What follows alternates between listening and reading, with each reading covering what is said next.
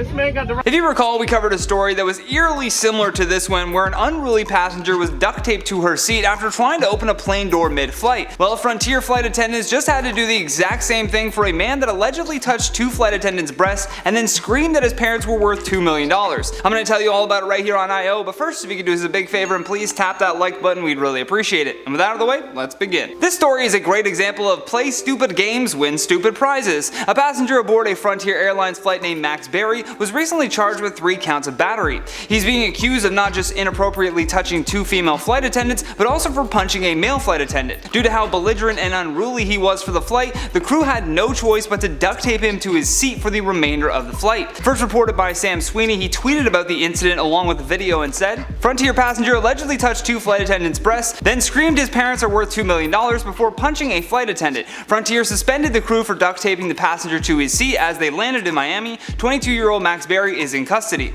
While they were traveling from Philadelphia to Miami, Maxwell was caught on camera shouting at the flight crew and many other passengers. As Sam mentioned, he shouted several times that his parents were worth more than $2 million. To make things weirder though, his cries continued to get louder and louder as he declared that his grandfather was an attorney. In the video you can hear other passengers erupting with laughter the moment that he brings his grandfather's wealth into it. The video though suddenly cuts and we see Berry taking a full-on swing at one of the male attendants that is just trying to calm him down. Not too long after that, several more attendants rush to his side to assist, which is when we see them holding him down as he is then strapped to his seat. The trouble began though when Mr. Berry ordered his 3rd alcoholic beverage of the flight and brushed his empty cup against a flight attendant's backside, according to the criminal complaint, which also added that the flight attendant told him not to touch them. Following that interaction, Mr. Berry emerged from the bathroom shirtless after spilling his drink on himself, which then prompted the flight attendants to ask him to please put back on his clothes. Mr. Berry then walked around the cabin area for about 15 minutes, which is when he allegedly the breast of another flight attendant who had told him not to touch her and to sit back in his seat. The police also discovered that Mr. Berry later put his arms around these same 2 flight attendants and groped their breasts yet again. Sarah Nelson, who is the president of the Association of Flight Attendants, said in a statement that this was one of the worst disruptions they had experienced all year, adding, "A drunk and irate passenger verbally, physically, and sexually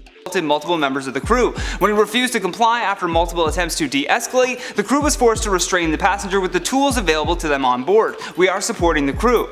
Initially, Frontier had suspended the crew members involved because the passenger was not restrained using their proper procedures, whatever that means. However, that did change once the flight attendants union criticized them for this response. In a statement, the union's president said, "Management suspended the crew as a knee-jerk reaction to a short video clip that did not show the full incident. Management should be supporting the crew at this time, not suspending them." And even after being arrested for this though, I hope his parents are actually worth more than $2 million because earlier this year the Federal Aviation Administration implemented a zero-tolerance policy for interfering with or assaulting flight attendants. The fines for this are upwards of $35,000 and potential jail time. The airline has now told multiple news outlets that the crew is on paid leave pending an investigation. But I would love to hear your thoughts on all of this though, so make sure you drop us a comment down below. And while you do that, I'm going to check out some of your comments from the video titled "Vine Star Hayes Greer Arrested, DaBaby Apologizes, and Live by Live Exposes Austin McBroom." Magnolia Reeves says, "I can't imagine beating someone to cause such extensive damage and stealing their phone. He advocates for PETA, but where were those ethics when he maimed that man?"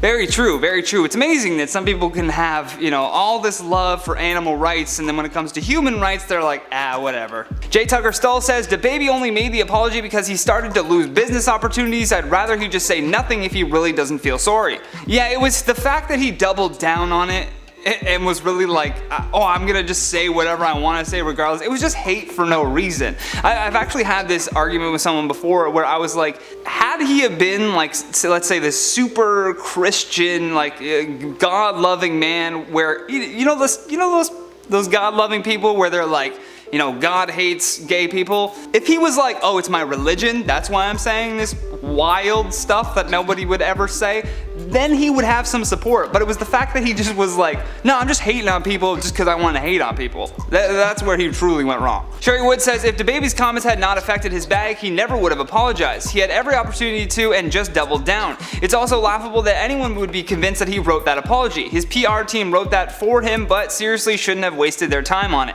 Yeah, it does feel like a good waste of time for a PR company because you're like, we know who DaBaby is. We could tell that he didn't write this. These are not his words, 100%. Mary Went says, yes, 2018 Johnny Hair is back. We missed you. Is that what we're calling this look? The 2018 look?